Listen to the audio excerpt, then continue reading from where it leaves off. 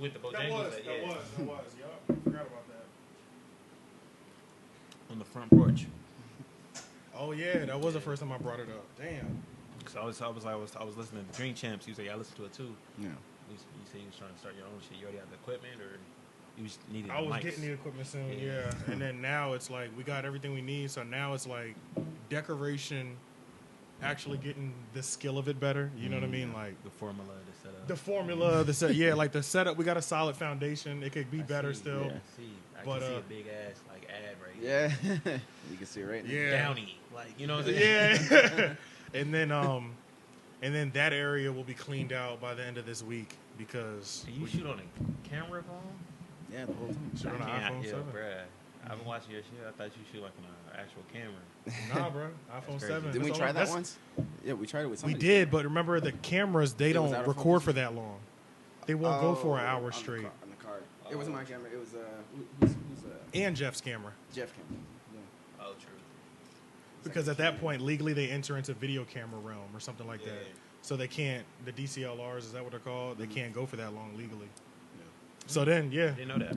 The iPhone pretty much became the one. Yeah. You can do an hour on there? I mean, that bitch will go. 64? Yeah. 129. Okay, yeah. Need that. Yeah. Yeah. 7, right? 7, yeah. Oh, yeah, that's what, yeah. We got better at pacing ourselves, though. You know, because we used to just keep going and be like, oh, shit, it's like it's fucking Titanic. Bro, we would be 30 minutes in and be like, oh, yeah, back to that point from, like, the 15-minute mark. Right. Are we already starting? Because you're talking into the mic. Yeah, I mean, okay, yeah. You already started. Sometimes he has, like, a little bit of what's happening. I always do. Before, I kind of I did a little bit of an overkill today. I'm at 5 minutes right now. I'm going to trim some of the beginning off. So we've already started. Every time. So I always start rolling because you might not have been able to catch some of the episodes. I always start rolling before. Okay. And then it does like the background, and then we hit it with the. You ready? I like that. It was smooth. Yeah. Be ready? Yeah. Welcome to the 3 Oak Podcast, where even the artists can be fans. AJ The Menace, Shane M. Petty, and today we have with us the OG Raleigh legend, motherfucking Headgraphix. Hey, what's up, man? So my man, he was a little nervous about coming, you know what I'm saying? He said verbatim, you know what I'm saying? I'm the nigga behind the camera. I'm not the one that's supposed to be in front of the camera. It's all good. You got the corona. Yeah, you know. Relax, you know. We do everything that we can to make our guests comfortable. So I mean, we got a nice plethora of questions for you. Except we took away your comfortable chair though. We did. My lawn chair. Can't get that comfortable. My lawn chair. Hey, this is more bossy though. Got my little tennis balls at the. Yeah. And then but the dogs chew like 2 off, so it's all good. But shit like that happens in the garage, so it's all good. But yeah, bro. I mean, we could just start it off from the beginning. So, Headgraphix is let us know what you are. I am. What am I? God damn. That's what I'm saying. You do a lot, I'm bro. A black man. I'm a black man first, and that's hard. Yeah. But I'm a black man trying to do good out here, man. A good heart, bad credit.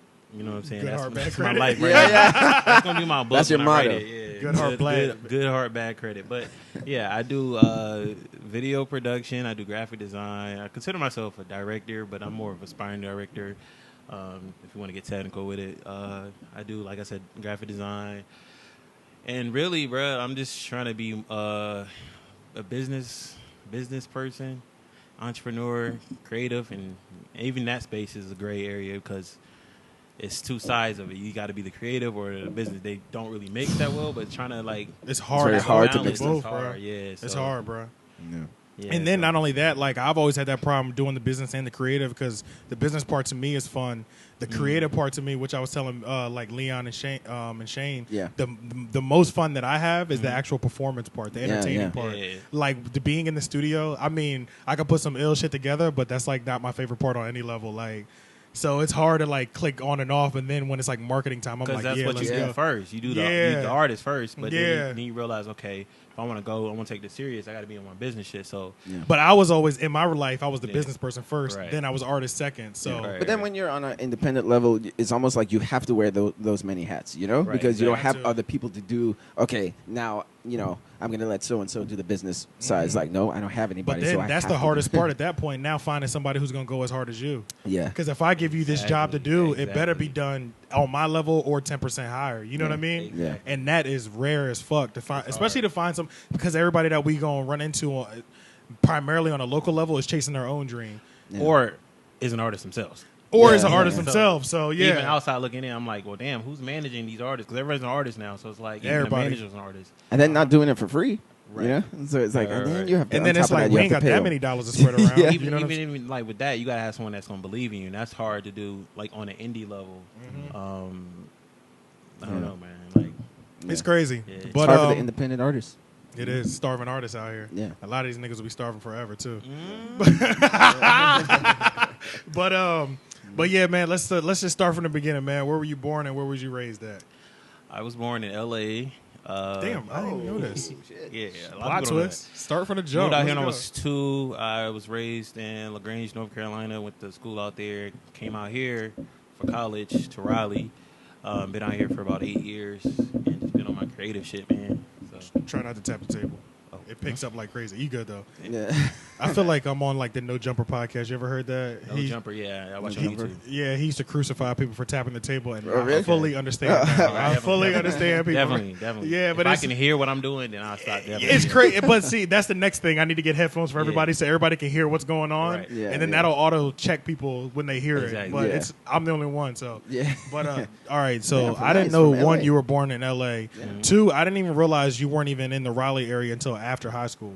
Yeah, because I thought you were here the whole time. Yeah, because I be with people and they be like, "Well, you went to Millbrook, or how do you?" That's what I thought. I thought you went to like Millbrook or something, or like I thought Millbrook was a street. I didn't know it was a high school. Like, it does sound like a street. Yeah. Damn, it is a street. Though, but were you working with people even in LaGrange in the Raleigh that were in high school and like no. I was mostly just drawing, sketching, and I was trying to find a way to take my drawing skills and put it into and get into a market that was profitable instead of just trying to sell my art. So graphic design kind of popped off for me. I was like, okay, let me do this. And I was trying to go to in Atlanta, but I got denied because my grades were super low, believe it or not. Yeah. And I had found a school out in Wakefield, which is pretty much Raleigh, where I got accepted. Yeah. I got accepted that summer, so I went to it. I did my little 2 years, and then I started working. I was reaching out to a couple of artists. The first artist I reached out to was this guy named Steez Urkel. He goes by Napoleon. I definitely know Steez, yeah. I worked with him, did a lot of his graphic design stuff, and we did a couple videos, and then it just kind of snowballed from there. Damn, so he was the very first person. He was the first, bro. Like honestly, bro, I got to give my hat off to that man because without him, I probably wouldn't, of course I did the networking myself, but just that pass of this is this person, talk to them, and then and kind of start from there. Because if I would have just came out here and thought niggas was going to fuck with me, just off the strength, you know what I'm saying? So and not only because Steez is somebody that I remember when I had Nick in here, we were talking about. I was telling him even back when I was in high school and I wasn't into music, there was certain people you heard about in high school still, which were I knew him in high school. I didn't know him, but I seen his name on. You know what I mean? Yeah. Him, Steez, and King Mez were the 3 people that I knew in high school. They was together. They King Mez and Steez so. Those are the people that I knew in high school. So the fact that the first person you found, it was just a solid ass connect on top of that. And I've worked with Mez on his album cover just off the relations I've made from Steez. And which so I linked up with Courtney, who's a photographer, and he was mentioning to Mez about me, about my work. Jefferson, right? Courtney Jefferson. Yeah. I met him once or twice on occasion. Cool. It's like a big brother. I got to see what's up in there. I don't know if he's in Atlanta now or what. Yeah, but I think last time I heard he was in New York. Yeah, okay. But I don't know if he's still up there. Yeah. But shit, damn. So you was in LaGrange. So what was your upbringing like? Was both your parents there? My mom was single mom. Okay. Typical shit. Struggle, but it was beauty in it because I know how it's like to not have money and make things happen without money. And then seeing stuff, knowing what not to do. I was in a house 24/7, but I was around so much shit. My house was 25% a trap house. My brother would sell weed out there, and growing up, I would see so many people in my house bagging up weed and shit. I didn't know these people. People was in and out of my house. Yeah. But I was in the house, but I was making. You know what I'm saying? I was around it, but I wasn't. I was in my part of it. Yeah. So. But at the same time, you saw a hustle early. I saw it early. I saw some shit. Which that's definitely translated to you now because you're full blown. You be out here. You know what I'm saying? So. That definitely, even if it wasn't maybe the best influence, it was still some shit. I mean, you learned something. People learn good shit from bad things all the time. So you know, but that's what's up. So was there what kind of music was in your house back in the day? back in the day. I mean, my dad was around probably like until like 5. Then he left, did his Cali thing. Still in Cali right now. But he was listening to like a whole bunch of like 80s. Bro, like it's a whole list of artists. I can't even know where to start. Like I don't even know. It's a whole bunch of New York shit. So your parents both met out in LA and everything? No, my mom is from Southern Pines, which is not too far from here. Oh yeah, isn't there like a big golf course there or something like that? My dad is from the Bronx, but he has family in like in the LA Cali area that he travels out to every time. But when I was born, we was already out in LA. They met here. They met in high school. Okay. But they had moved out there when I was born. So. Got it. Okay. All right. So some of the influences, I'm sure you had some poppin' music and a little bit of East Coast and West Coast. I'm assuming because you were from the West Coast. So like, how did that like? Does that like describe your style? Like the stuff, like the images you saw when you were younger. Like, how would you describe your style? Are there any like movies or anything that like really influenced you from like a visual standpoint? Honestly, the first movie I ever seen was Boys in the Hood. Yep. That's the first movie I remember seeing. I was watching it with my dad, honestly, and. Yeah, it just startled me because it was like it was a black voice. You could hear the voice of the director through the film, and at the time I didn't know what the fuck was going on, but I seen these images of myself within the movie because it was from a black voice. It seemed authentic. It was authentic, and like I said, like John Singleton is one of my biggest inspirations. Just off seeing that was my first film, so I always thought, oh well, shit, all films should be like this. Yeah, because it's my first experience of a film. Yeah, and people take for granted like how black people watch movies and TV shows. They don't realize how important it is when, especially when you're a kid and you see people on screen that looks like you and have the same type of life like you. It's like, like the first movie I maybe felt like that was like watching Crooklyn by Spike Lee. And I was like, man, and I was a kid around that time, maybe around the same age. And I was just like, man, like seeing black kids on, there's a scene where he's like scraping like, the ice off the dude walking up and down selling ice on the block. Yeah, putting the liquid on it and stuff. I was like, I've never seen playing hopscotch and shit. Yeah, it's beautiful. I've never seen this on screen before. You know how fire Crooklyn is. You know how they be streaming like all the black movies on Facebook. Yeah, I fucked around and was sitting in front of the damn stream. Oh shit! The thing. I never caught that on. I caught that one on there one time. I sat there for like the last hour, like, man, this movie is fire, bro. And then I just saw Bronx Tale like 2 nights ago. Sucked around and got me. Yeah, that movie's fire too. Yeah. But that's cool though. Damn. Okay. So like, Boys in the Hood was like the first one, and then so I'm assuming because like I see it in your visual style now, where like especially when it comes to like film, outside of like where like that old '90s nostalgia is 100% like like you could tell you came from that cloth. Like, is that something that you like try to? Bro, honestly, it's natural, but like. I don't think it shouldn't be any different because I grew up in the same area at the same time everyone else, my peers, grew up in. So that's true. I don't know how different it is for other people. Like that's what that's what I saw. That's what I grew up with. So yeah. You know what? I'm the same way. I don't know. I guess some people choose to like forget it quicker than us. You know what I'm saying? Because I know every time I see it, it's just like. Even if it's whack, I'm just gonna like it off the way it looks. You know what I'm saying? Like immediately, you know. Yeah. So it's a little different, like for me, because I know I'm definitely gonna harness that, like that. Like look. if I see anything to do with like VCRs and Nintendo cartridges and shit like that, and I don't know if it's I'm like the oldest one here. So whenever I see that stuff, I'm just like it takes me back to like being a kid and shit, you know. So. Okay. But damn. Shit. You know what? I fucked around and lost my place, man. Hold on. No, I guess like I have pulled up here. Like, what would you describe sort of like your visual style? Like, what are you sort of like going for? Like, I guess like with your influences, you said John Singleton is like one of your influences. Would you say like he was sort of like a strong? Like, could you see his work in what you do almost, even if it's like music videos? Yeah, because it's like my first introduction into what film was. So, and I loved it. Like, that's how I kind of got into film because I love what I saw and how it was done. Yeah, I'm more interested in how shit was done than what's above the surface. So you like the process. So I like you see process. some dope shit, you want to know how they got there. I love the process of anything. Like, and like why people like it. I'm into that. Just like the mind and psychology behind it, the science. Yeah. But what you asking me, like describing my style, my like visual style as far as like Like when like when you're coming at a project, like my thing is, I work with a lot of artists, but I try to make the artist look as good as possible, but not like something you would get from anyone else around the area. Like my thing is to stand out visually with my production and the way I get angles and color grade and all of that stuff. So like when I tell you this is how much it's gonna cost, you're not looking at me crazy. Like, you know what I'm saying? So it's worth the price. The fee is there for a reason. It visually looks good, and it looks like I try to make my stuff as close to a movie as possible.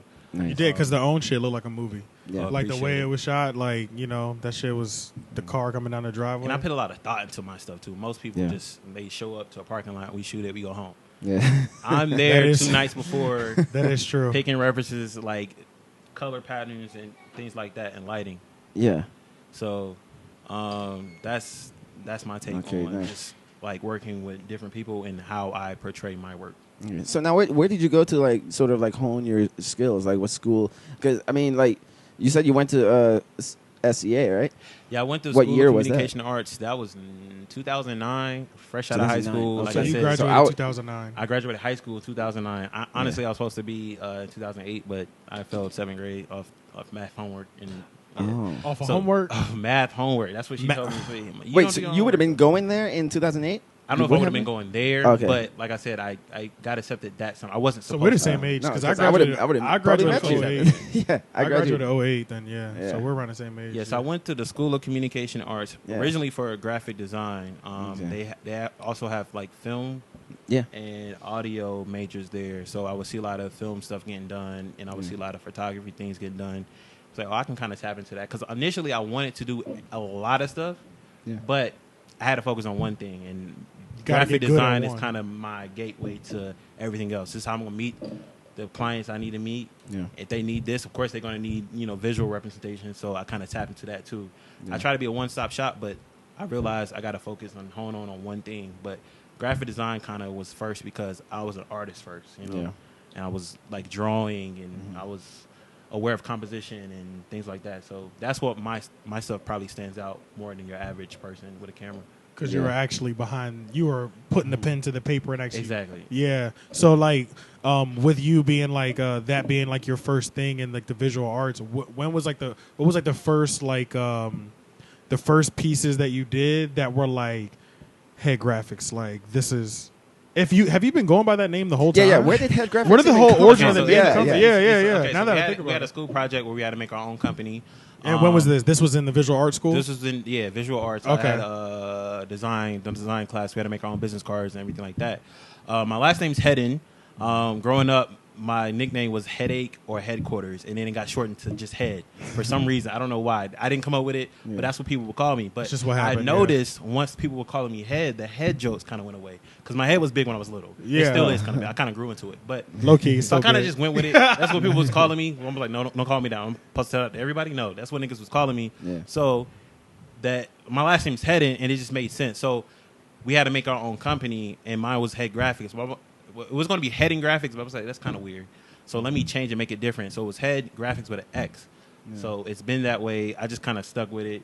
Yeah. No, it was smart. That was my Instagram and my Facebook and all that stuff. So it's not really my name. Honestly, it was supposed to be like a Swiss Beats type thing. So when you see it, you know exactly what I do. Okay. You see me on Twitter. That's why I tweet a lot. When you see my name, I try to get retweets. So when people see Headgraphix, okay, he does graphics.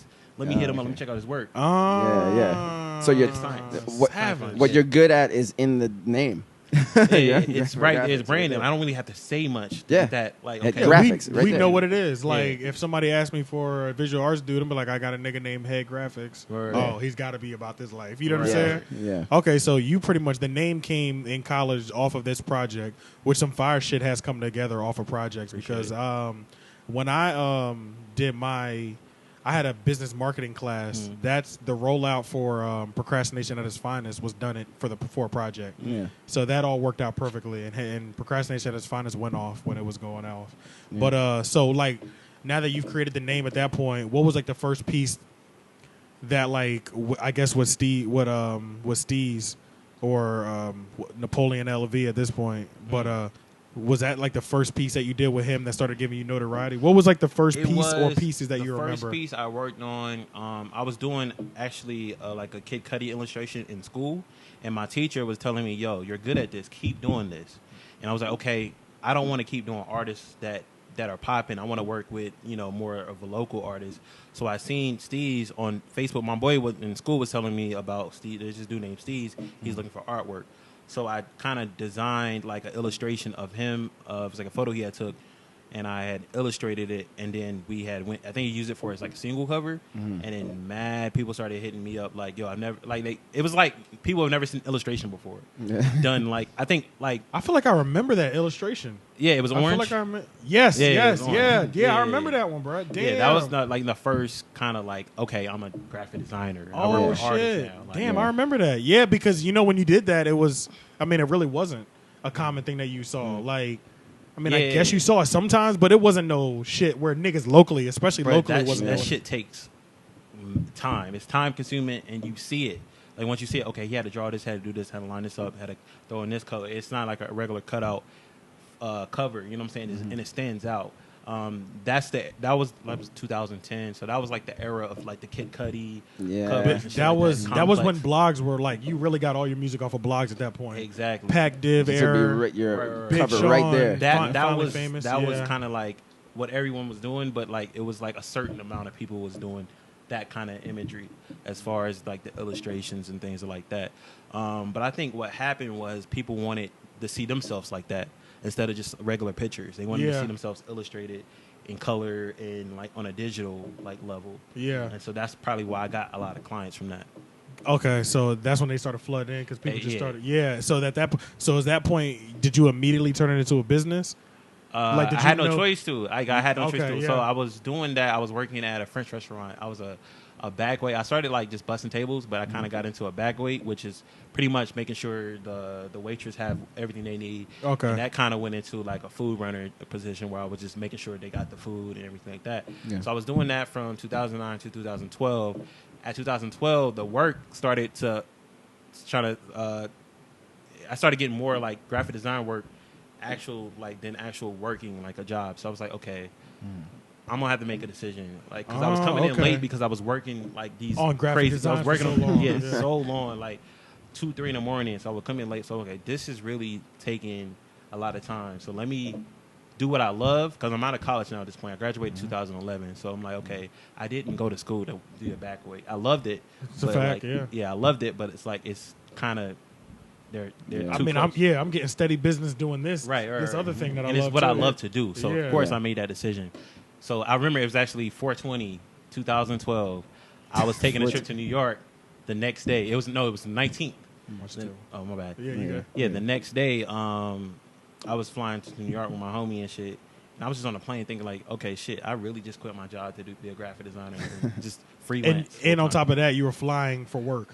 Yeah, design work. No, I wasn't flying for work at that time. I was just vacationing, just going to New York and shit. Just to see, like, this is my first time going to New York. So, but like, I was on the plane, like you on the plane, it was like 2-3 hour like flight or whatever. So you had time to think. So I really did this. So like I didn't feel too bad because I was confident in myself. Yeah. Because I knew this is what I wanted to do for so long, like since 6. Yeah, it's still a reality hit though, where you're just like, damn, I really just quit like a regular 9-to-5 to do this. So it was like mixed emotions going almost, but it's like I kind of felt. I know I was confident about it. Like you felt relieved too, I bet too. But I did a 2 weeks notice. I didn't just like fucking them out. Yeah, you ain't leave like a savage. I could have did that, but I did that one time. They love me there, bro. I did that one time. I left.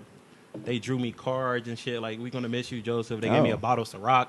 Where was this at? This was a French restaurant. The same restaurant. So it's a French restaurant, right? And it's a whole bunch of white people. Excuse me. Yeah. I was the only black guy there. Yeah. So like, this in Raleigh? This is in Raleigh, South North Hills. What's the name of it? Coquette. Coquette. Okay. I mean, I probably seen it. I just never went in there. Yeah. Yeah. So I've been working there from 2009, 2012.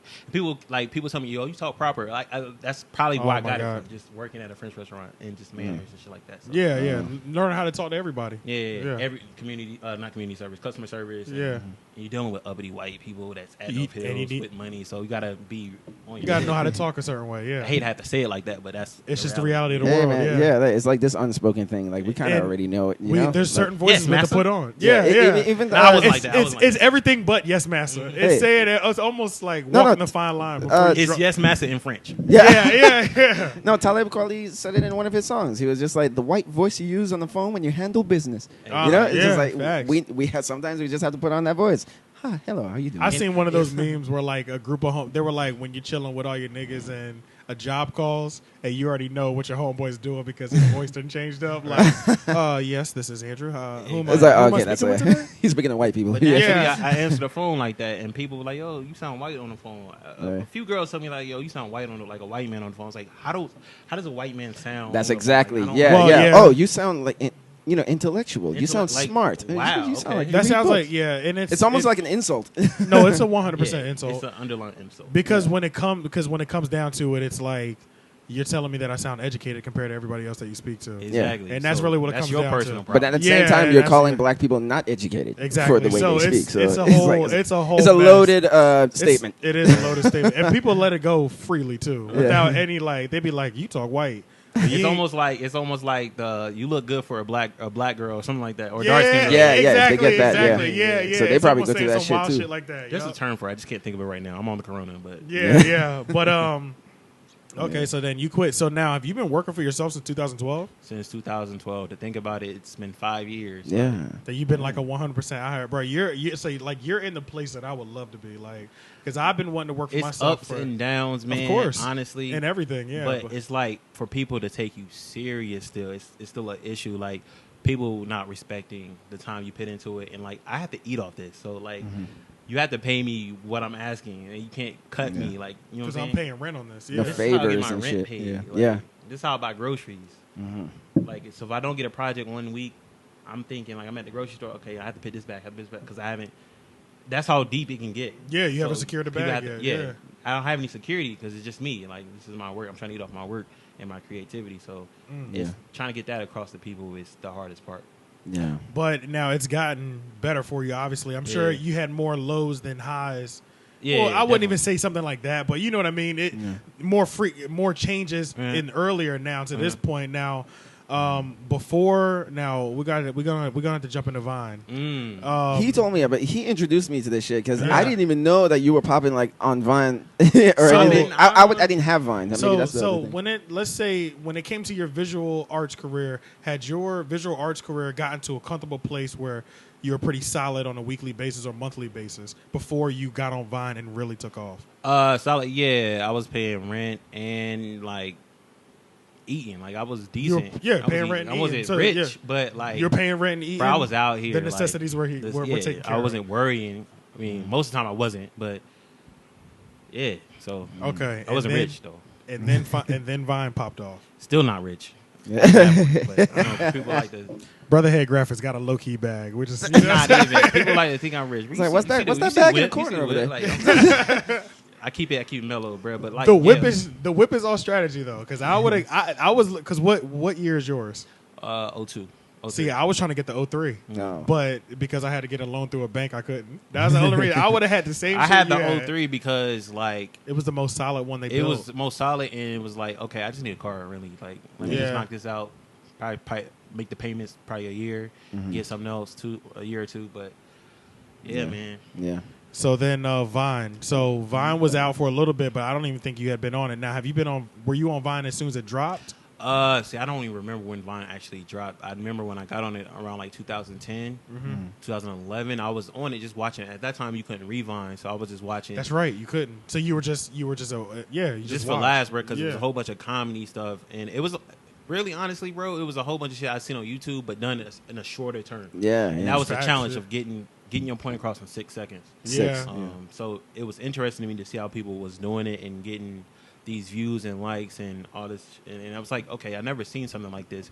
Because when Twitter first came out, Twitter was the first mobile app that was social media based. I keep tapping on this table, but I talk with my hands a lot. But so I noticed when Twitter first came out, it was the first social media platform that was basically made for phones. So you can get your point across quicker. Like you can talk to 1 million people just by sending out one tweet. and then Facebook kind of tried to follow up because there was already desktop and on the computer at the time. So it was, and it was it was built for it because even like they would send you text message alerts and shit. Like Twitter, you know what I mean? I remember that. Yeah, so like Twitter was really like for the phone. Like Facebook was still sending off text messages like you got a new comment type of shit. So Vine was like, okay, now niggas can't really show videos like that, so we got our little video platform where we're going to make it 6 seconds and just be creative. I seen that. I was like, wow, this might be something. And it actually was. I don't know what happened with it, but... Yeah, so, because I want to know, I know you did 2 particular things that really went off. So, one was obviously the bro. We're going to talk about the origins of the bro. But before we got there, But was there the bruh, and then you were doing the voiceovers too? The voiceovers was first. That was first. Okay, that was a strategy in itself. So okay, so I want to know how you got to that strategy. For me, like, I didn't want to be like... I still don't want to be famous, but I want to be respected. Going back onto the Swiss Beats thing, he's respected as a producer, but he's not always in front of the camera. You know what I'm saying? Yeah. So, and even when he is, he might not cause a frenzy, but you know to pay respect when you see him. Exactly. It's the respect thing. So that was my thing. So if I can get my artistic point across without being seen as much, then great. So I came up with this idea. Let's take people that's already established on this platform, makes their videos, make social media with traditional media, and bring those two together. No one was ever doing that at the time, so I was doing that. No. So I was taking the 6-second clips from Vine, and because I was good at editing at that point, so I was kind of editing. Because you've been deep in music videos at this point. So like I was like, how can I do my own way of expressing myself through this app, this platform or whatever? So Vines and movies was a thing I came up with, and it kind of like I was getting 6,000 revines like in 2 days. So I kept doing it. People kept asking, like, and this is from the first one? The first one, probably, like, how long did it? Because like 2 days. Because it would be so easy for us to read. It's so much easier for people to revine when it's like you do a cover for Training Day in Denzel, and compared to me trying to do a funny video, you know what I mean? Like people will rewind some shit quicker just because it's somebody that they like already than somebody that they know. Familiar with you, but it's it resonates with them. It resonates, already. That's my whole strategy with my content. Yeah. Okay. So the first one went off within the first 2 days. It was a Training Day. Yeah, that was the first one and went off about 6,000. But the person that was the voice had a Vine already that was already established and was doing numbers. So when people seen the visual, but it's the voice from this Vine, and it's funny. It matched. It synced because I was good at editing. Yeah. So and it didn't take that long to make. They probably took like 5 minutes to make. Yeah, I believe it. Because it's only 6 seconds. You were in and out, bro. In and out. Whoa, 6,000. Okay, people hit me up. This is hilarious, bro. Make more. And I started to. What I was doing was I'm not making any more until I reach a certain amount of followers. So I did like 5,000. If I get 5,000, I'll drop another one. If I get 10,000, I'll drop another one. And that was my strategy of building onto that platform. But and did it work? It worked out well for you. Because how long would you say you had a nice Vine run? Like a year, right? About a year or 2 years. About 2 years? Yeah. Okay, so then when did you move into? Now, I feel like the last phase of your vining was when you started killing people. Like, you started, so, you know what I mean? Not killing people, but, you're a murderer. Like, shooting on people. What do you call it? Like, jonesing on people. It would be like, people get on Vine, they get, like, I guess at that point, people thought it was sweet, I guess. And people would say, like, crazy shit. So I would have to, I would look at their videos, okay, you have this flaw here, and I would make that flaw the biggest thing on social media. I would expose that one flaw. He was killing people. So if you had like a lump on your ear, I would zoom in on that lump and make it. Yes, right. I would turn it into a hot air balloon or something like that. Disrespectful, bro. Yeah. And then be like, and it won't be like just random people. It's people that said something on my page. Yeah. Well, I don't respond. Like I dig, bro. Like you just clap back through content. Through content. So my shit gonna get rewind, and you're gonna get like. You're going to feel bad at the end of the day because you should have never said anything about me. But in the middle of all this, when it really hit this climax was the bruh.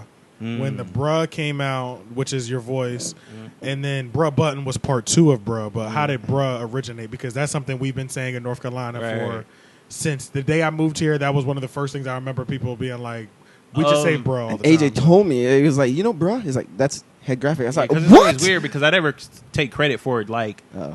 establishing the word bruh because I say it all the time, but just the way it was said. But you put it in the right light, though. Yeah, it was more of a reaction video, and someone else took it and put it onto another video of some guy in court or something like that falling. Oh, and the passing dude out. doing yeah. it. Okay. So that part went viral, and I was like, okay, now you saw how do what I they did with your monetize voice. off of this? And then I did the ringtone, and at that time, ringtones were still popping, but like no one was taking social media and monetizing it within a platform that's right next to the app. Like, okay, I close Vine, let me go to iTunes and buy this ringtone, and it's $1. It's $2. So no, it's $1.29. So it costs more than actual single cost, but I need it because it's funny. Every time I get a text, I get because I know what's going on social media. So like with the videos and shit. So when you hear it, it like resonates with you because you've seen so much shit that's funny on like, social media. So when it goes off on your phone, it's like it's a conversation.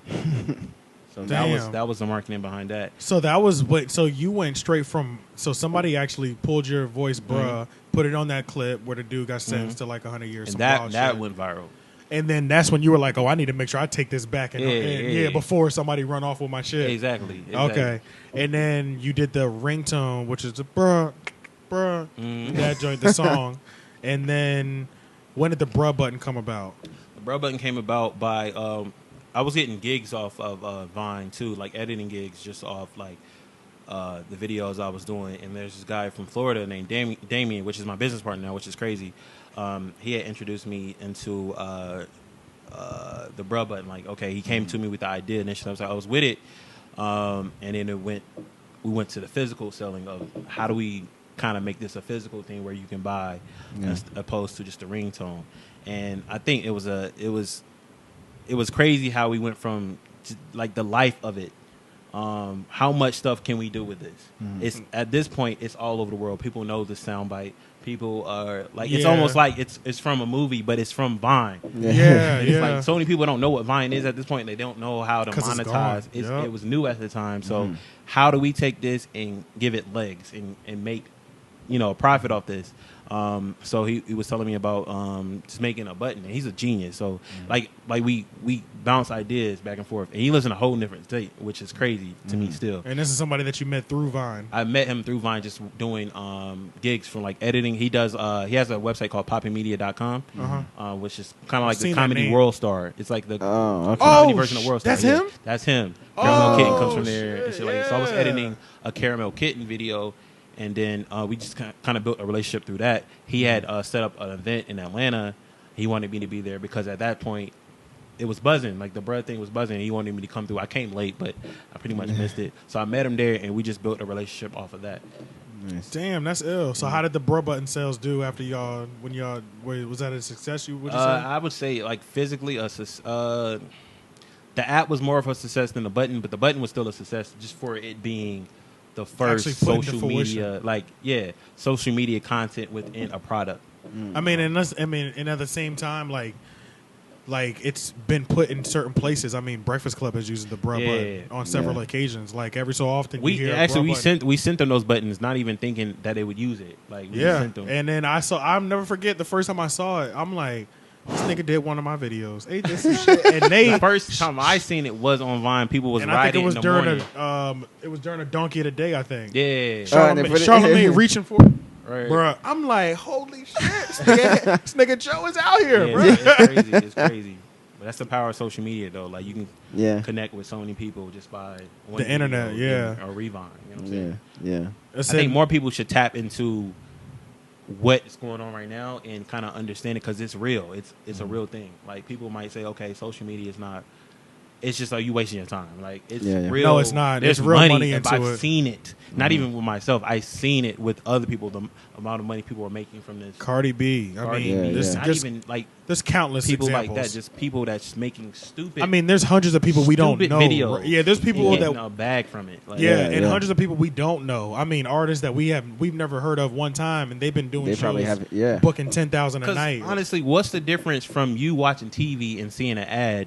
And you watching something on Instagram and seeing something being promoted? Nothing. It's the exact same thing. So I think it's just by somebody you like. It's advertisement. The advertisers are kind of trying to catch up now to what's going on. Mm-hmm. And I feel like more people should really not really respect it, but take it more serious. Like absolutely. This thing is the new It's the new wave. Like it's almost the new TV. It's on. It is the new It's TV. going to have to be the new TV because you can't take your TV in the car. You can't take your TV on the bus. You can't take your TV on the train. But you can take your phone. Yeah. You can get content that way.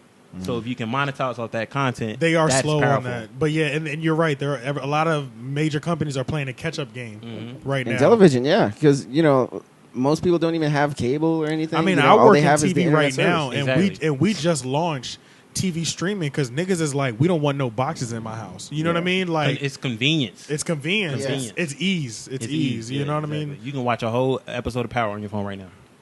That's true. That's true. And then you always wondered if like actual TV will go out of style 100%. I don't think it will because families. The only thing that's stopping that is families in the living room. And news. In the living room having that moment of watching something together. Oh, as a unit. You're right. You're right. That whole family bond and Super Bowl and shit like that. Like Super Bowl. Oh, yeah, sports. Sports, obviously, sports is keeping it alive. HBO. Damn, so Vine, then Vine starts closing to an end. Well, Vine is gone now. So were you good at were you good when did at that happen? That happened maybe when 6 months ago? 2000. I didn't even get a chance to like get on it About by a the year time. ago. But were you able to translate your followers from Vine? Because how many followers were you at on Vine? I got to like 108,000. And how many were you able to? Were you consciously transfer I wasn't them trying. over? I definitely wasn't trying to because It just I happened. wasn't trying to be famous at that point. It just happened. It Okay. happened organically. So you weren't like pushing like I need you to follow my Instagram. Or I was need a you to little bit just like off, like just like who's not gonna do that? But like exactly. I But wasn't you making a campaign of it. Like got it. Okay. And then Vine shuts down now. But now your name is at a whole different notoriety. You're working with like people of all levels. Like, I mean, you shot a little scene for Meek Mill for the. You know about that? Come on, man. I thought you were gonna shoot us, right? Wait, you know what? I've been following you for a while, bro. You know what I'm saying? That came off. That was before Vine. That came from just Twitter, just reaching out. The director that was a part of that project was looking for someone because Meek came for I think the Drake tour. That year He was in the city, yeah. He was in the city, and they was looking for some shit to be shot like around the tour bus, and people was tagging my name to that tweet, and he had hit me up. Like his name was Dre Films. He does a lot of stuff for Meek and Dream Chasers and things like that for MMG or whatever. So he had hit me up. He was like, "Yo, are you in Raleigh?" He said, "Yeah, I'm in Raleigh. You have a camera?" "Yeah, I have a camera." Da da da da. Be at this location at this time. And bruh, like honestly, I was supposed to shoot before the show, but I had to wait because they had to do something, so I had to wait for the show, and I didn't get a ticket to go to the show. So I was outside of the show, just chilling, waiting until we actually shot that at a club.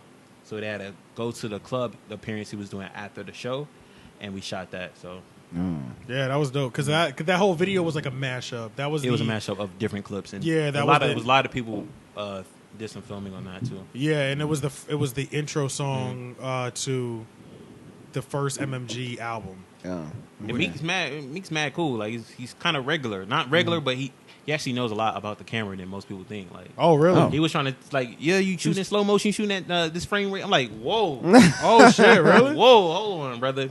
Damn, that's what's up. I see Meek. Okay. Damn, what the. He has like a cool like little street team too. They crack jokes all the time, but were they just chilling all the time? They was chilling. I got on the bus. They called me Hoagie Head. I was like, okay. What? I forgot what I said back. This nigga named Tok that he rode with. I think it's his cousin or his brother or something like that. Yeah. But yeah, he called me Hoagie Head. That was the funniest shit I ever heard. Holy shit! Damn, bro. Bro. You're not ever gonna escape this whole head shit. Yeah, it's a good thing you embraced it, bro, because you ain't running from it. Exactly. If you embrace, but I tell this with everybody, like if you embrace something first, what can they say about you? Bro, they cannot say anything. If you do it better than them, what's the point of them doing it? Especially if you turn it into some like comedic thing. You know what I mean? Yeah, like it's a rap at that point. Like people gonna fuck with you forever. Right. Yeah. So now now that Meek's come up, like scale of artists that you've worked with, who's been like your favorite? Like I'm not doing that. You're not about to do that. No. I'm not gonna ask you who's your worst. I'm just gonna ask you who personally is your favorite. Who's my favorite? I'm not doing that. I can't do that. Why not? I can't. Is that my clients? Yeah. My clients.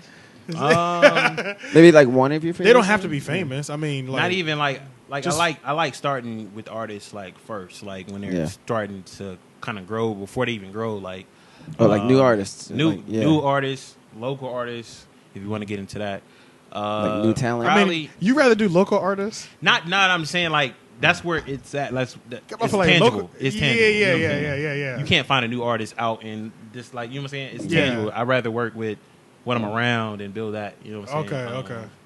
Not saying I prefer that over because working with an established artist, but financially, it makes more sense. Other way around. But yeah. honestly, And does it kind of give you so you're not gonna talk about none of your clients, huh? honestly, man, because I got another name I could drop that I know you've been in the same room with. Who? Diddy. How do you know this? I'll be following you, bro. I don't know this. Really? I didn't work with Diddy though, but You were partying with him though. I wasn't that close. He's trying to make it seem like we was close. Yeah. Well, go ahead, elaborate. So he wasn't sitting in my lap. I just know I remember seeing you tweet about some shit because you tweeted damn near about everything. I was. So how do you know this? Oh, you don't know my life, okay? I know this because he tweets at people. Yeah. What happened? I went to Atlanta one weekend. It was the Hip Hop Awards weekend. I was going with an artist by the name of Big Quan. I was shooting a lot of his content behind the scenes. Big Quan, I've seen that name. Yeah, before. Big Quan. He's from Fayetteville, and they had got access to one of Diddy's parties, and I didn't know Diddy was going to be there. It was Diddy and someone else, but he was there, like popping bottles, chilling and shit. But I was like, wow, I just seen Diddy. But I got another crazy story. I was in LA one weekend, and I was walking down Hollywood Boulevard and shit. I was kind of drunk, but I was walking. And I feel this big presence of like this big swole ass dude. Sound like Suge. Kind of no. Oh, it was one of his bodyguards, but I didn't know. Like it's like I felt like this dark mass. Like you feel that energy behind something's energy. right here. Like I'm drunk to trying to figure. I'm too drunk to try to figure out what's going on. But it was a security guard. He was kind of like approaching me for some reason. But I guess he was walking like beside me, and I didn't know. So I'm walking past Diddy, but I'm kind of bumping into a security guard. I didn't know he was there. I'm just walking. I'm walking on Hollywood Boulevard, and this nigga's getting out the car, and I feel this presence. Like, okay, something's happening beside me, and I'm just too drunk to kind of figure put out the pieces together. Yeah. So I'm walking down the street. I turn around. I see his son dancing in front of this. I think it was a Bugatti or something like that. Okay, definitely. That has to be Diddy. Yeah, and I seen him. So like, Diddy was like actually like probably like 2 feet away from me at that point. But that's a crazy story. So 2 times the world has brought you and Diddy in the same vicinity. I don't know, bro. It's weird. Now, then the third universe time is crazy. Yeah, the universe is crazy, bro. I mean, everything works out for a reason. So now that'll lead me into this easy one. Now, who do you have dreams and aspirations of doing either visual art, videos, or just any type of work with, like coming up in the future? Either working with or collaborating with. Yeah. I want to work with Tyler, but Tyler has his own thing. He's creative in himself. Like it'll be hard, but it'll be easy to work with him because he has his own vision, he has his own thing. Because he pretty much will bring you the whole vision. You just he'll bring you the whole video. You just gotta hit that camera and be here. I'm this guy. Shoot from this angle. And He knows his shit.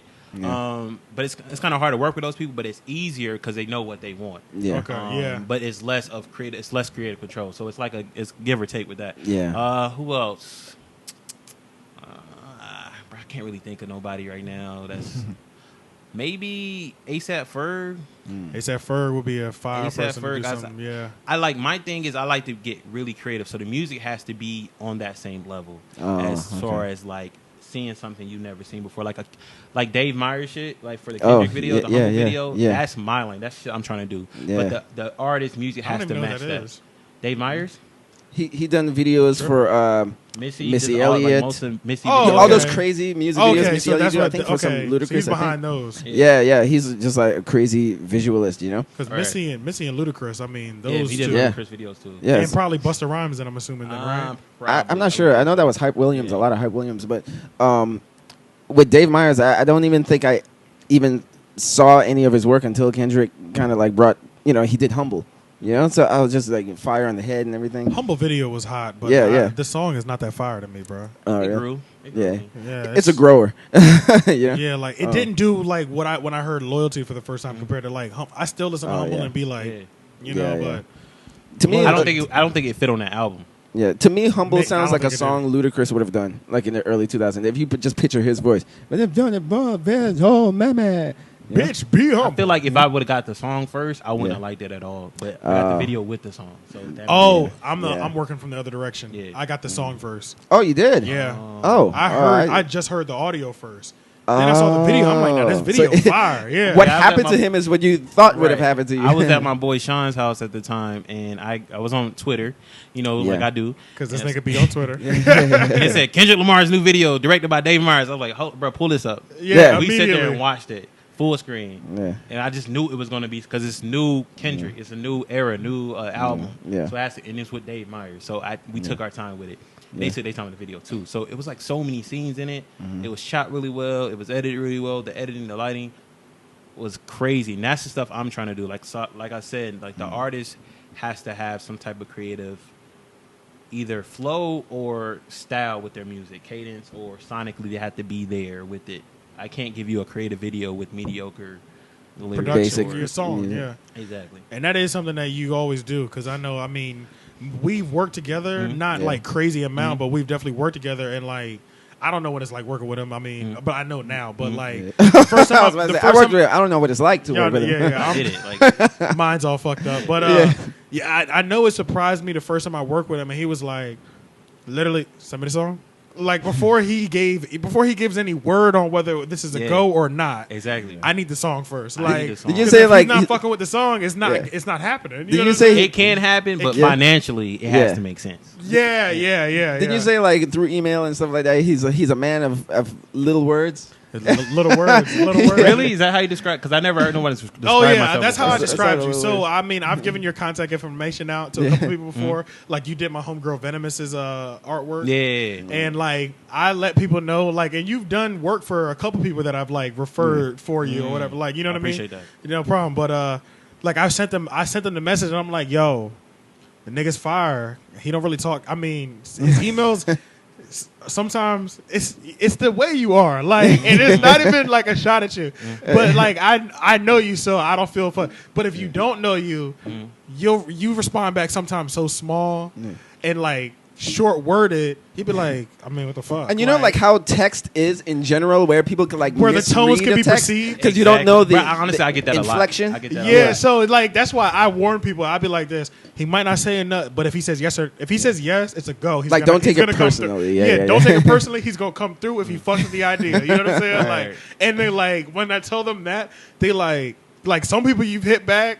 And you just be like, you wasn't fucking with the idea, and they were like, yeah, I don't think he was fucking with it. I'm like, hey, it wasn't his direction, bro. And then the other people be like this, he is short worded, but hey, he came through with exactly what I wanted. You know what I'm saying? Wow. So it's funny, like, but I know that through him. You know what I'm saying? So it's crazy, like to hear the way like shit's perceived from me because I know naturally I'm sarcastic. And short word doesn't seem far fetched from me. Outside looking in, but I just want everybody to know, like, don't take me serious, but don't take what I say serious because I don't look at life that serious like you do. Like, you know what I'm saying? So when I say stuff on, like, if I tweet stuff, I have something on Facebook, don't take it serious. 95% of the time, I'm doing it in a joking way because I'm not that serious about life. I'm living, but I'm not, you know what I'm saying? I'm not really living the pace you're living at. I'm more of, okay, I'm still breathing. Let me make some fun out of this. So. That's true. Yeah. And with the internet age, it's really hard to get that across because, I mean, we're in the age of sensitivity. We're in the age of sensitivity and misunderstanding and, you know, taking your words out of context and shit. If I wasn't me and I seen myself, I'd probably beat my ass too. But and then I can't understand myself. It's hard for people to understand. It's really just the sarcastic thing because, like, some people don't pick up on it. But after I met you the first time, I just knew what it was. So it's easy for me to be. Some people just don't pick up on it. And then some people, even then, they just be like, bro. So they're like, that's a serious statement. Let me ask you this. So go ahead. You said I'm short-worded. So what would be the proper way to respond back to someone asking for your services as far as through text? Like you come at me like, yo, my homie told me this, send me the email. That's the way I'm gonna come to you. But if you come to me, I guess they would expect like it would all. I see what you're saying. Now it would all depend. Now the people that I tell to hit you up, I tell them hit you up in through email and make sure it's worded professionally with the idea clear. Like, you know what I mean? I'm gonna come at you like you come at me. Like exactly. You come at me, my homie told me, hit me up, how much you charge for the video? At that point, anything is your world at that point. You know what I'm saying? Like, that's how I feel. I know, like, the people that I tell to hit you up, I'm like, make sure you come correct when you come in this email. This is an email. Don't give them no Don't give them no 2-cent email talking about like, how much you charge, bruh? Yeah, and like don't put none of 500 bruh. Like how much you charge needs to be last. You need to be like, hey, I got referred to you by this. This is my idea. This is how I see it going. How much would it charge? How much would it cost for you to do this work for me if you were interested? Now I do take my business serious. I have to. This is what I do. This is how I eat. I breathe. This is how I buy my chicken. Yeah, So like that's the way I see it. Like this is my 9 to 5. This is how I do it. Yeah. So I run myself as a business. Nice. And then you have that struggle you said where it's like getting people to take you seriously but not take you too seriously. So, I mean, you always have every so often, I guess you get into these moments I've noticed where like this is year space apart that I've seen you or known you where like you'll drop gems for these artists. You know what I mean? Like this is how. So yeah, let's have one of those sessions now if you don't mind. Let's talk music. Are we talking local? We're talking local right now. We're talking local because you're not having these problems with the people who've been in it. So yeah. What can I give them today? What's the lesson for today? What's the topic? What are we doing? Okay. It's so many. I want a video shot by Headgraphix.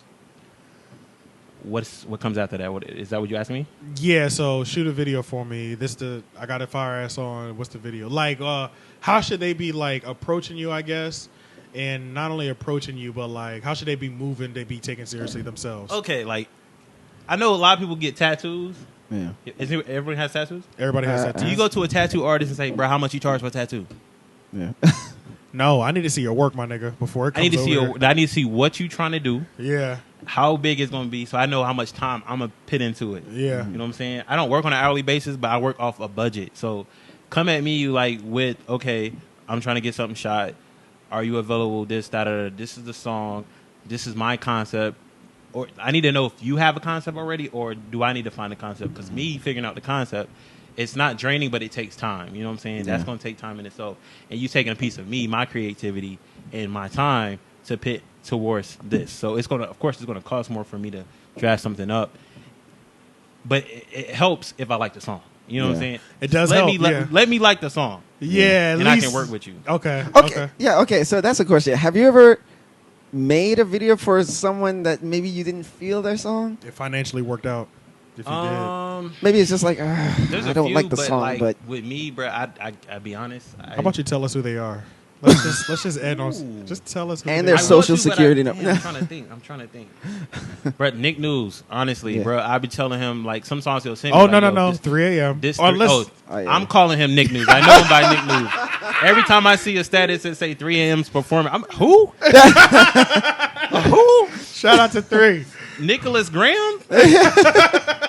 Nah, but that's what you want to do, player. Do your thing. I knew you when you was 12 p.m. That's right.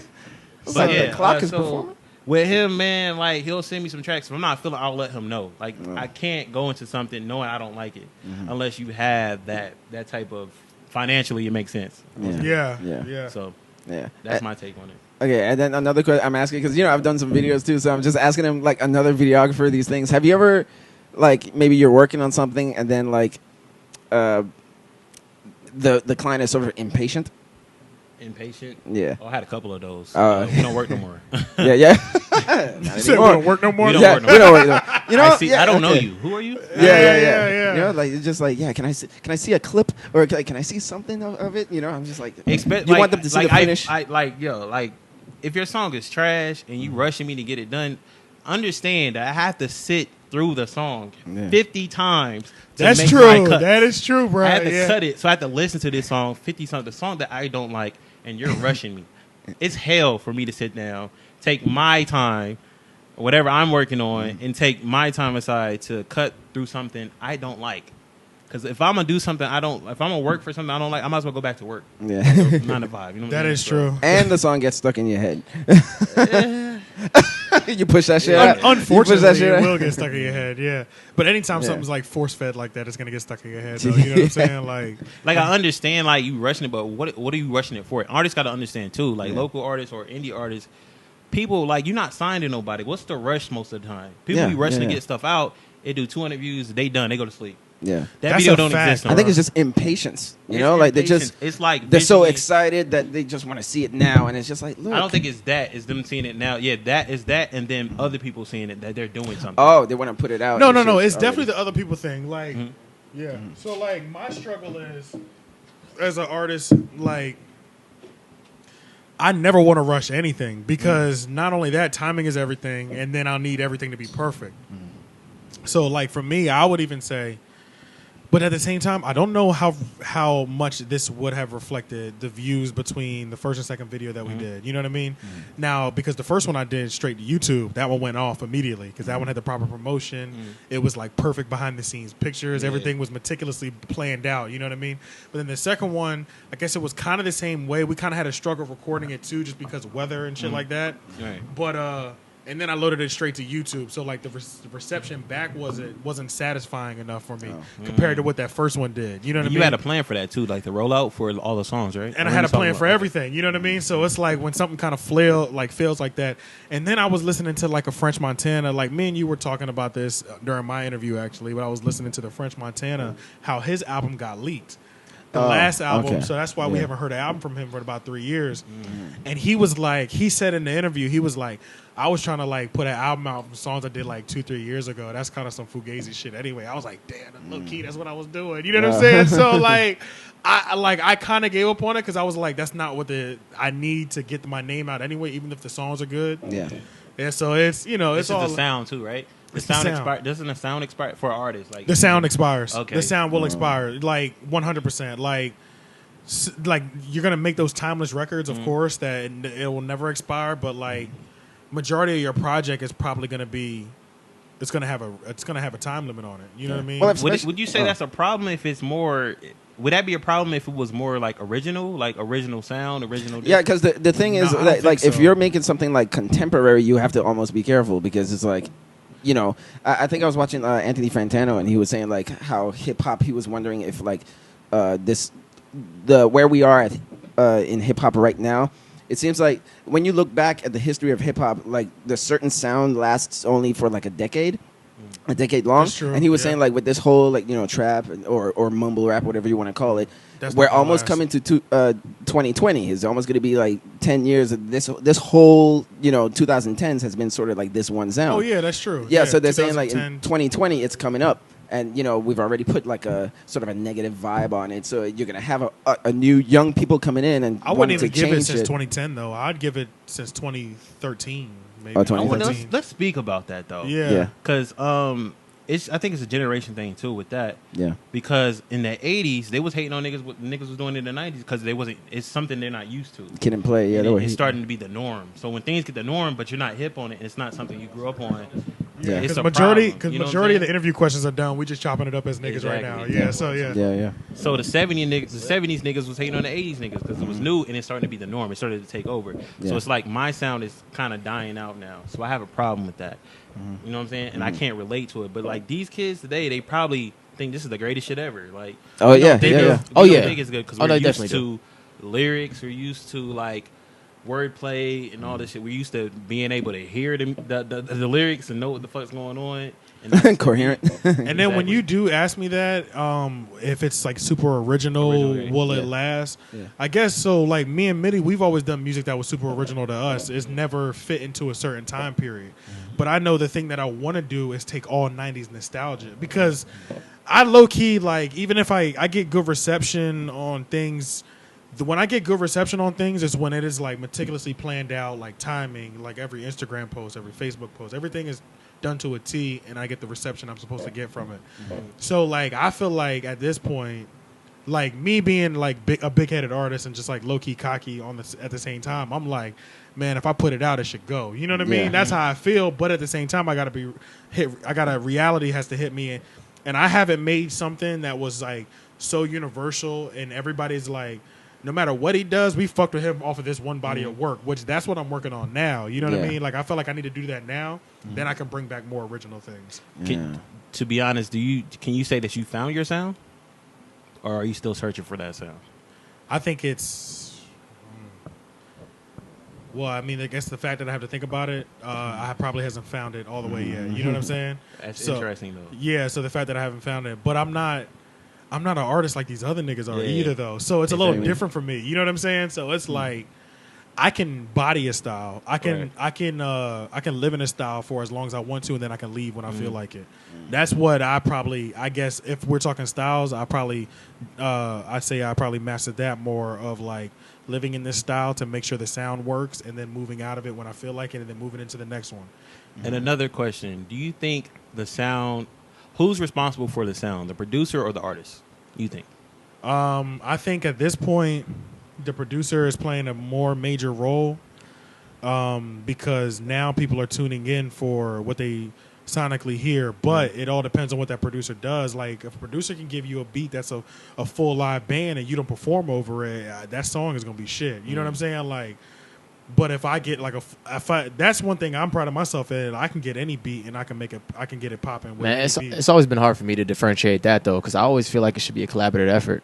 You know what I'm saying?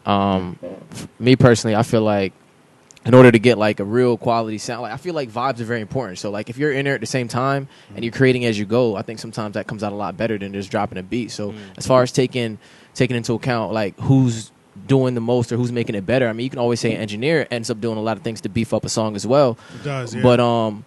But I think like the artist has to be able to bring a vision that the producer can see as well. You know what I'm saying? The producer has to be able to give something that can make the artist see a vision. So I think it's like it's really intertwined. And me and him are coming from a different situation. We're 100% spoiled. We've had a luxury that 80 to 90% of the artists in Raleigh that we work with don't have. We had his brother. Yeah. And not only did we have his brother is like elite beat maker one and our best friend. Yeah. So the vibes is just off chain. Yeah, we had something different. So like I could literally like I went to him. I wrote in records like in the middle of beef. I wrote in records like over some heartbreak shit, and the nigga made me something because he's my nigga and knows me. You know what I mean? So like, and every time I try to work with somebody new, it's like, man, you don't even know who the fuck you're writing beef for me. But bro. I asked that because most artists they look for a producer for a certain sound. Right. But when the artist makes the music, this is sound. This is my sound. This is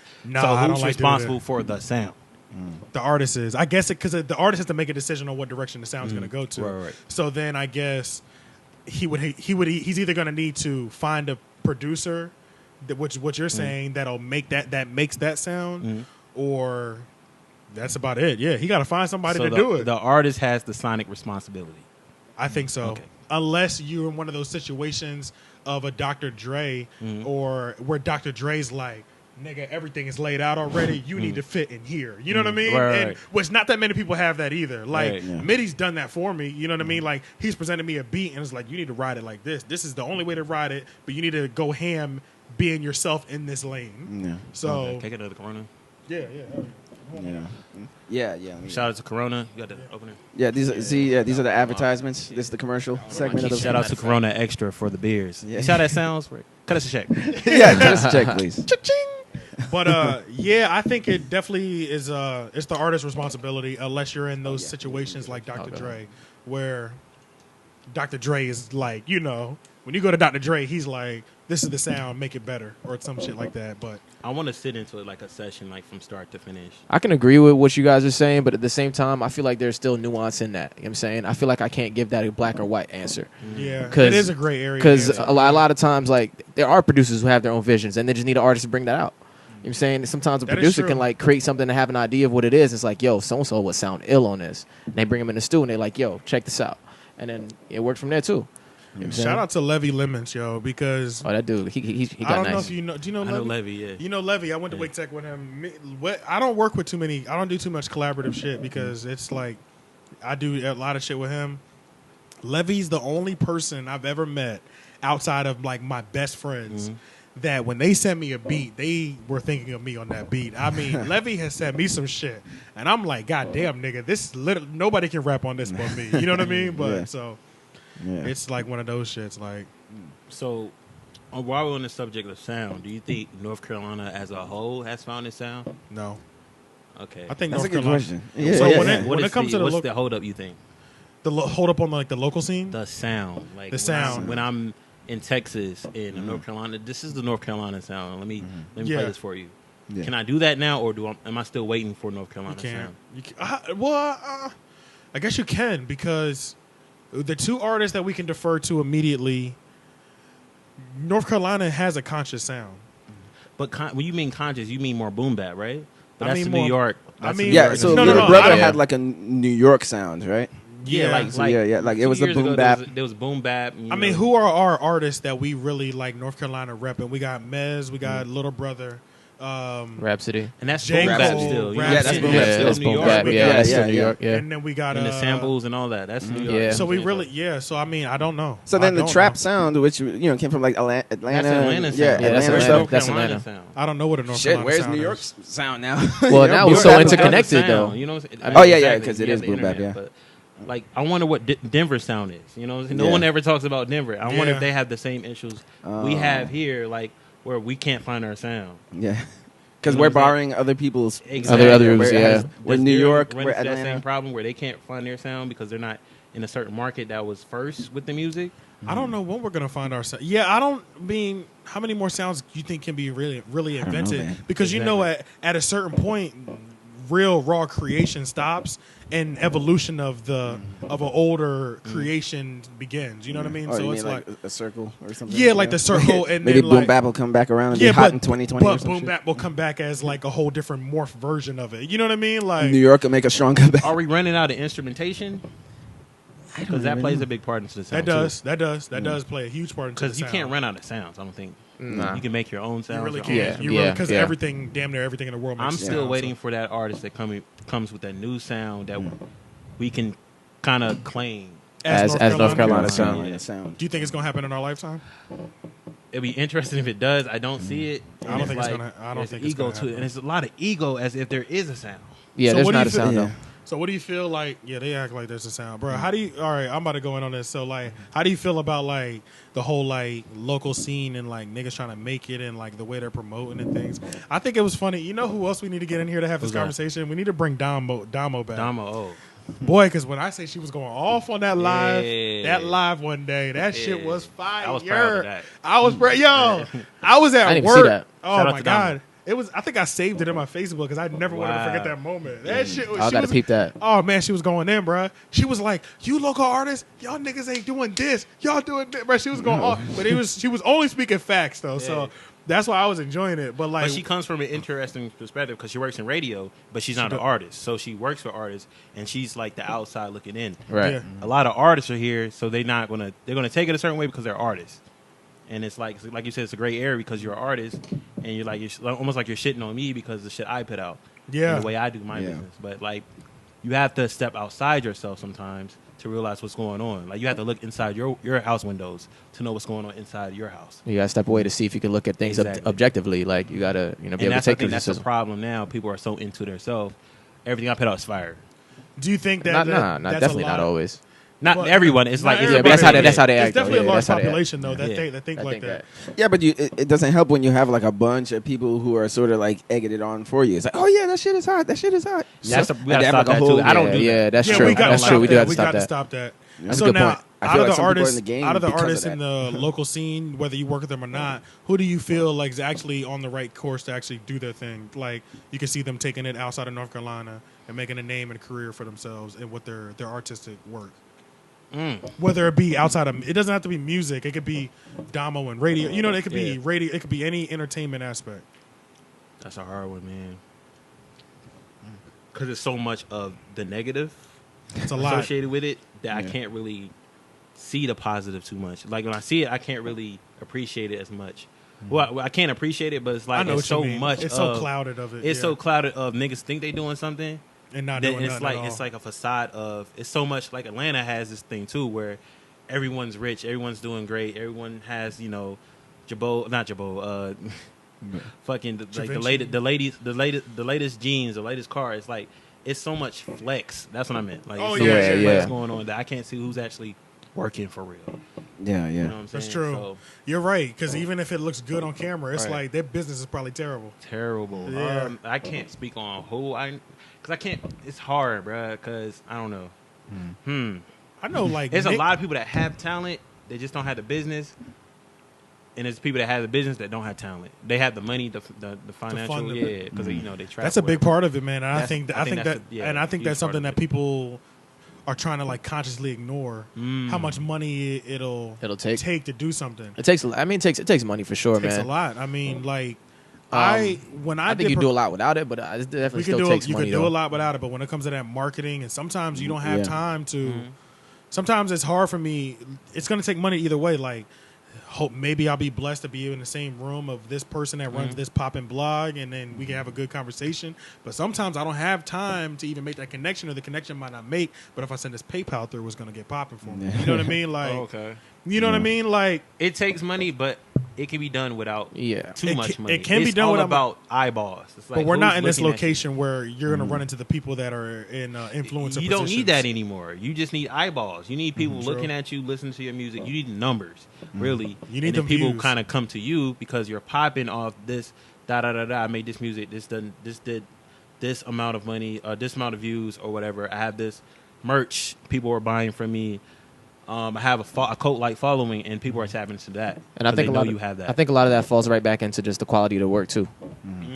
Oh yeah, because that is something. Yeah, it definitely does. Because even when I see artists like it's super big, they always say like the music has to be right first before we do any of this other shit. If the music's not right, none of this matters. You know what I mean? So, but whose music gonna be right? Like the first stab at it. It's not. I mean, it's not always gonna be that way. No potential there, and if there's potential there, and you have the structure right, then then you'll see growth. And then as long as you continue to move, I mean, then you'll have new experiences and things to talk about. I mean, and then you'll be able to talk about your struggle within your process as well, and that can even drive you more. And then now you have content altogether. So I do enjoy showing people the slow glow up. Yeah, that's better. I think people it's better enjoy that. A slow burn than a quick. Like because I mean, people get that have even fame seen really with this, overnight. Like, this used to be against the wall. Like my sister's friend brought it up to me. That's how I knew people are paying attention to the little details that we're doing. Okay. Like when we move this in and like make this into more of a wall. Shit, like I see you doing your podcast. You done got a little boxed in area and everything. Now I'm like, okay, so I would that was clearly the right. Just like slowly a slow build up. It's always nice. Yeah. But before we get out of here, man, like what other last words you got for us, man? Like you want to tell the people anything about anything, literally. Yeah. Do you have anything coming up that maybe you want to? Yeah. Up and coming ventures, or definitely your handles and how to get in contact with you people to look out for or anything. I'm working, man. It's more like ideas and trying to put them into something I can actually execute on. You can follow me on social media. My Instagram is Headgraphix. That's Headgraphix with an X at the end. So HeadGraphix. That's the same for Twitter. Facebook probably would be the same in the search. You can follow my SoundCloud. I have a couple. You got SoundClouds? It's crazy. I have a SoundCloud. People follow me on it, but I got like maybe because I was doing a blog at the time, and the blog when I was doing it, it wouldn't allow me to play my own music, so I had to make a SoundCloud. And I got a couple songs on there just from. I got a song from Kizzy up there. That I was like doing a blog for her about. So I made it for that, but people still follow me on it. So I think I got it just to see what's going on, like my timeline to see like new artists. How many followers you got on it? I don't really know. I don't know. Probably like 50 or something like that, 40 something like that.